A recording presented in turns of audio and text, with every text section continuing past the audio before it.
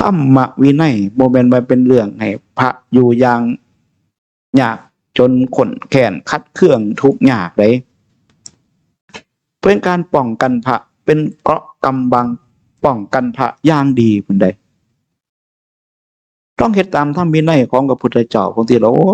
ยมันไม่สิมีด่างมีปล่อยตั้งแต่ผู้มาถือศีลอุโบสถ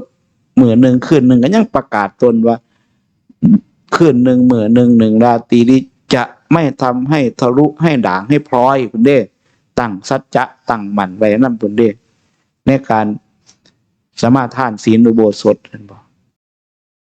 จะว่าเฮาพิจารณาเบิ่งเด้อพระเจ้าพระสงฆ์เฮาก็คือกันนั่นแหละเนาะ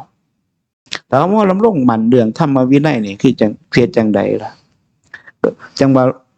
พ่อแม่ครูอาจารย์โดยเฉพาะองค์หลวงปู่ใหญ่เพิ่นย้ำเรื่องพระวินัยมันละอายญาติโยมเขาเป็นผู้ทนุบำรุงพุทธศาสนาด้วยปัจจัย4ตัวแทนของ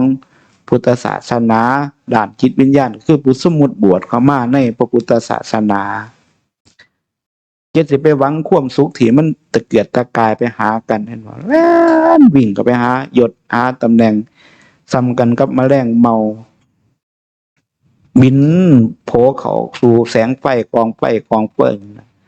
มันสิยังล่ะปีกล่วงหล่นรุดเบิดกลายเป็นอาหารหมดอาหารยังไปแล้วจิ้งจกตุ๊กแกไปพุ่นที่ล่ะนั่น